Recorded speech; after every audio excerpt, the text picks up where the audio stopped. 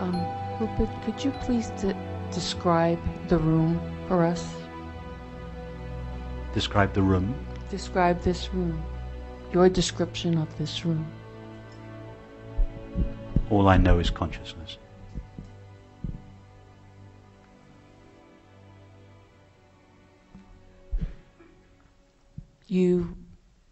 Your perceptions are made out of consciousness.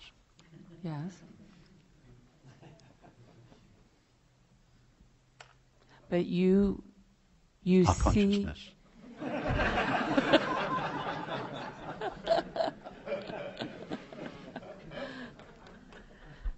I know, I guess perhaps what I'm asking is it the standing and the knowing of your being that has you see the room that way? Say that again. Is the standing in the knowingness of your being that has you just see the room that way? Like the knowing or the removal of belief that there are objects here? My entire 98% of my experience now is seeing. 2% of it is a little vibration of sensing down here. So it's almost all seeing. And the only stuff that is present in seeing is knowing or consciousness. So all I am knowing now is knowing. And the I that is knowing is knowing. So it is knowing, knowing, knowing. And how do we deepen that seeing, the experiencing that way? Is it not true for you also that almost all your experience now is seeing?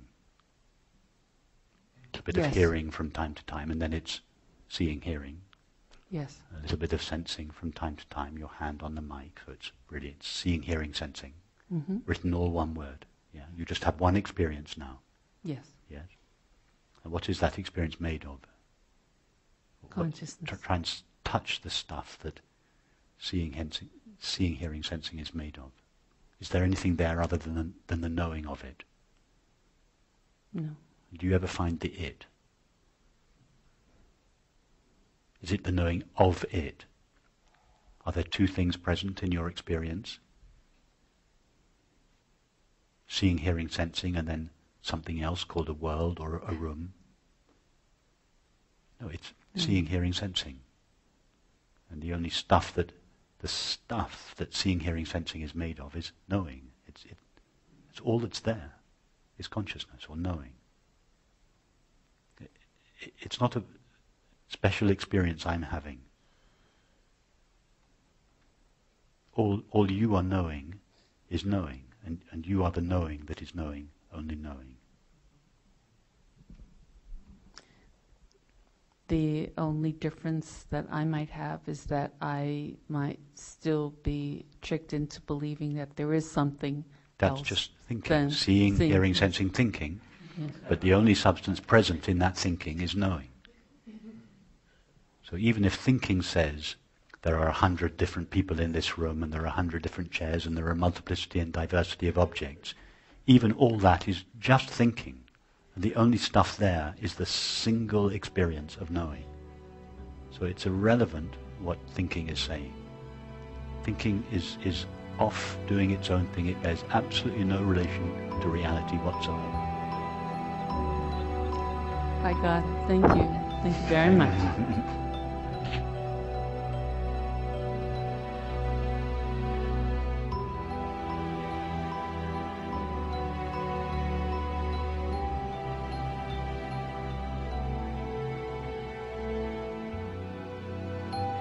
I have a question about the morning's meditation.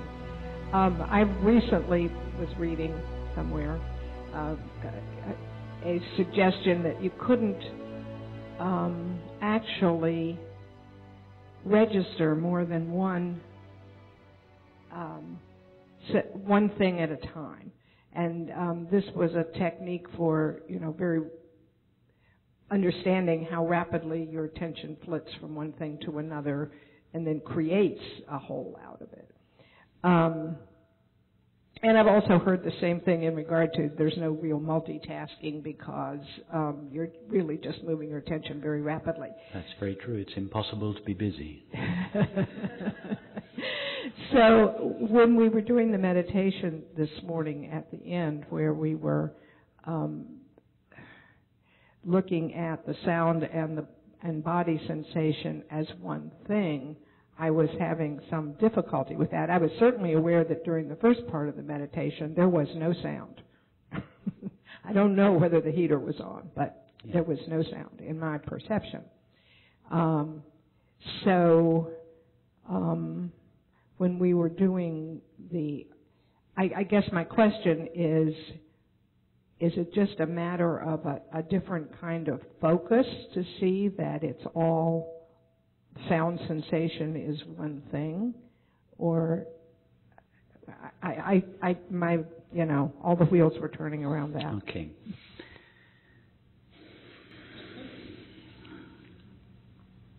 So, how many things are you seeing now? Roughly. Things, people, chairs, flowers, glasses. Innumerable things, okay. Now, imagine you were to take a photograph of what you see now. In other words, this collection of innumerable things. Yeah, and you're to stick the photograph on the wall. Are you seeing one photograph or innumerable things? There's one photograph. Okay, so now go back to the current experience of innumerable things. Are you having one experience or the experience of innumerable things? My normal experience without any... No, just this experience now. This experience your now experience. And my whole life would be that there are innumerable things. But right now, are you having one experience or innumerable experiences? One. Okay. Are you ever having more than one experience?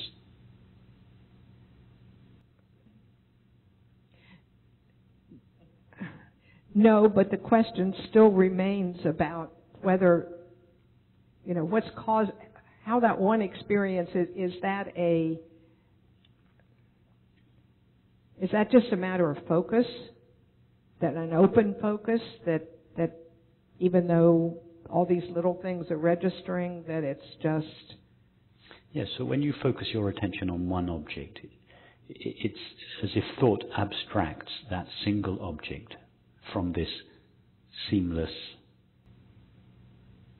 indivisible experience, and it abstracts the plant and says that plant is a separate object. But actually now you're not experiencing a multiplicity and diversity of objects. If you take a photograph of what you're seeing now, you'll look at one photograph, not 10,000 things. Now, forget the photograph, but to take the photograph in your mind now. You're seeing what you photographed. What you're seeing now is one experience that thought conceptualizes as 10,000 things.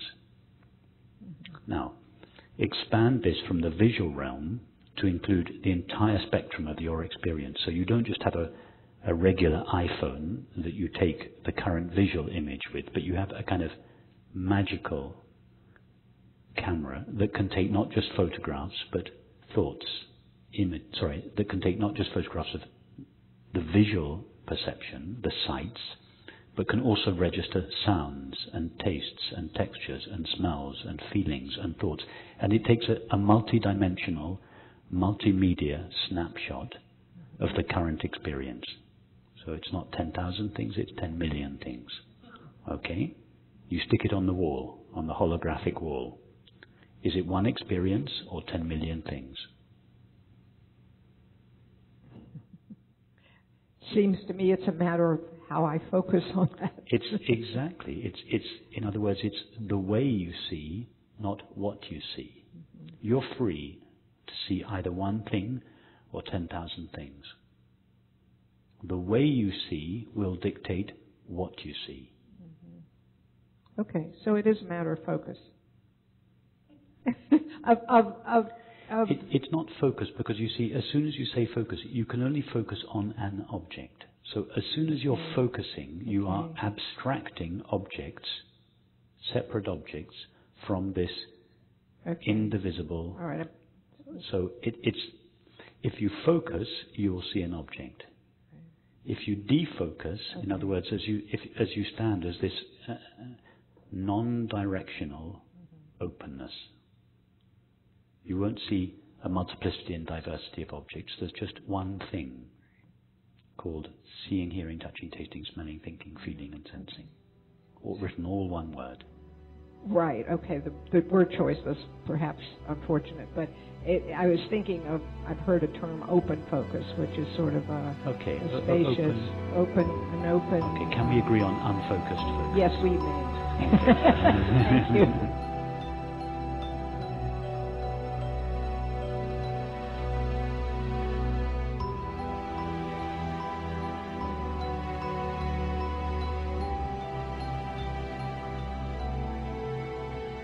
Now, what is the experience of your body now?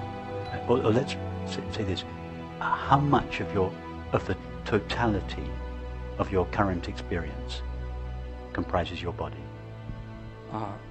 If I stop talking to you, then I feel I was nervous. But while I was talking, I didn't feel my body. The body is just unless you're in pain, of course. But the body is just a little vibration somewhere down in the left-hand corner of the picture. Yes, it's far away. It's mostly world. It's mostly world and sound, and in other words, you consciousness, which is just this openness, is full of the world or full of sound. If you're listening to music,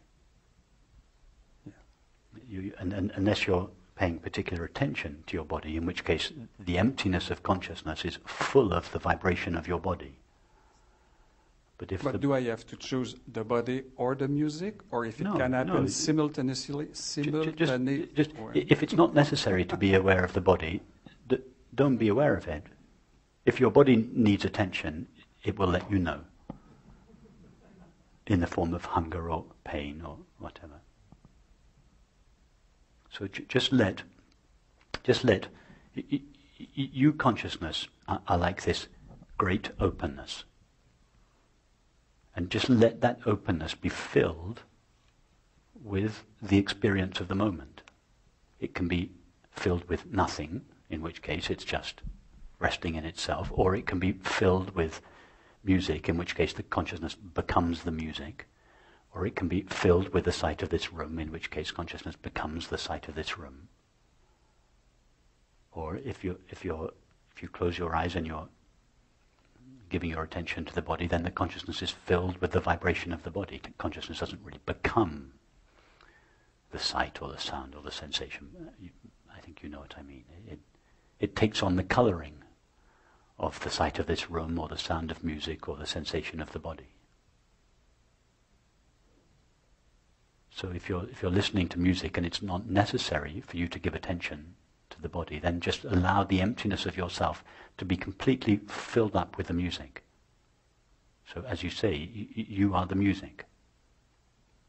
Now, you're not paying attention to music. The emptiness of consciousness is full mainly of sights and sounds now. But if I'm going to the opera, it's possible to be in the same time listening and watching, and then... Yes, but it's not listening and watching. It's listening, watching. Slash. No slash. No slash, no space, and no dash. Just listening, watching, all one word. Listening, watching, sensing. Listening, watching, sensing, imagining. Listening, watching, sensing, imagining, thinking. Or there's never... Can you have more than one experience at a time? Try now, everybody, to have more than one experience. Can you have thinking and seeing? Can you have two objects present at the same time? No, it's thinking, seeing. Thinking, tasting, hearing. There's only ever one experience taking place. Like now, there's one experience, yes? mainly seeing, hearing. But seeing, hearing, sensing. Seeing, hearing, sensing, thinking. All one word, no gaps, just one experience. And it is the emptiness of consciousness that is filled up with seeing, hearing, sensing. Or we could say it's the emptiness of consciousness that takes the form of seeing, hearing, thinking. And then the form vanishes, but its content, its substance, its reality, consciousness remains and takes a new form. So it is the singularity of consciousness that gives experience its singularity. Because consciousness is one, it's never possible to have more than one experience at a time. Yes? So that is why experience is always one. It is never a multiplicity and diversity of objects. It is thought that abstracts objects and selves and superimposes those abstract concepts onto the reality of experience. But experience itself is always one, and its oneness comes from consciousness. The emptiness of consciousness, the seamless field. The field of consciousness can never be broken up. And just like however many objects are appearing on your TV screen, it can never be broken up. Consciousness is intimate and seamless. And therefore, all experience is intimate and seamless. Because all there is to experience is consciousness. And consciousness can never be divided into objects and selves and parts. So just when you're at the opera, just allow your emptiness to be full of seeing, hearing. Or if you're sitting at home with your eyes closed, listening to music, your emptiness is full of hearing, sensing. If you're walking in nature and you're pondering something, the emptiness of consciousness is full of seeing, hearing, sensing, thinking. Always written as one word.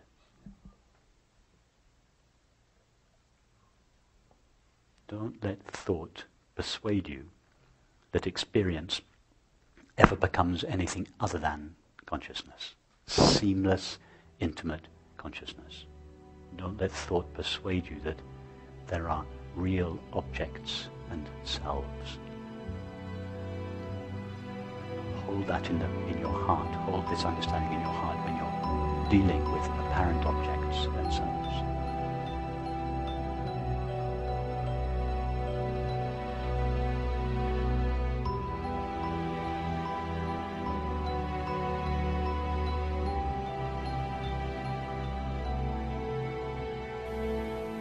So now go back to your original question about being one with the tree. There's no question of being one with a tree. Because once we have defined the tree, we are already way out there in ignorance again. Yes. Talking about objects made out of matter. That's the Dark Ages. We left that years ago. There's no question of trying to be one. And this is where so much New Age spirituality goes off on a complete tangent.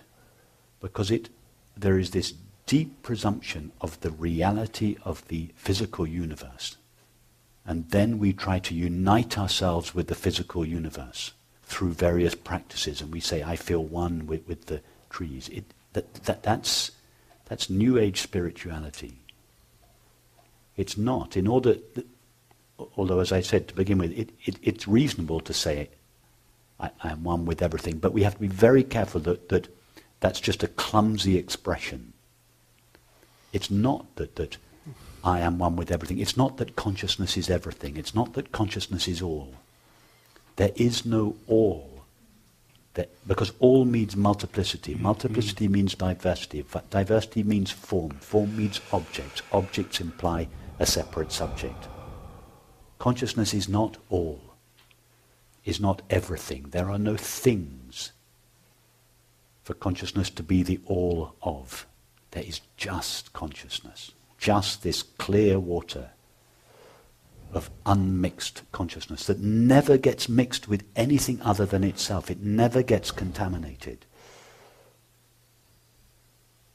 It's only contaminated from the position of thought, which is itself one of the temporary modulations of this vibrating consciousness. There are no things for consciousness to be the all of. And because there are no things, we cannot legitimately say, when we trace our way back to consciousness, that consciousness is nothing, that nothing is there. This is another big misconception that you often come across in spiritual teachings, that reality is nothing or empty. It's only empty or nothing or void in relation to our belief that things are full of stuff called matter. In relation to the belief that there are things out there, that is, in the relation to the belief that there is something, then it is inevitable that we will conceptualize reality as nothing or empty.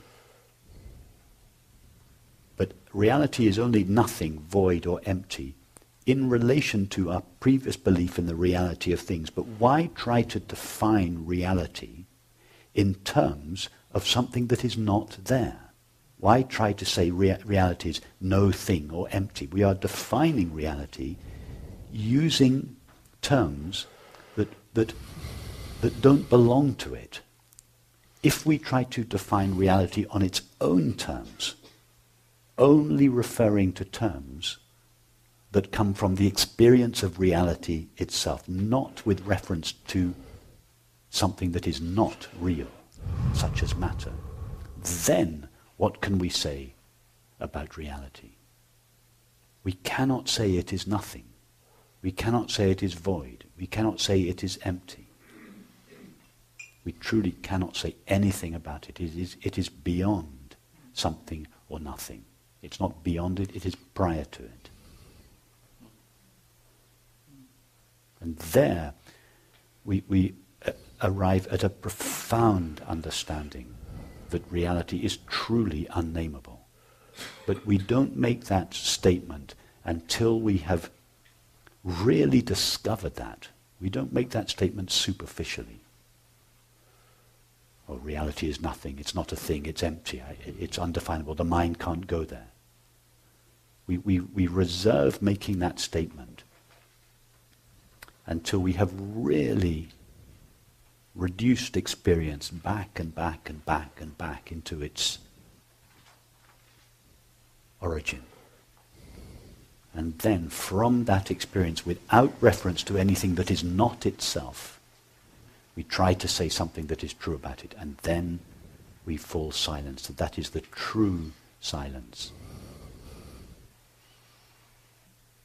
The true emptiness beyond emptiness. The emptiness of all emptinesses. But even that, you see, even that brings us back into comparing with something else. I should just shut up.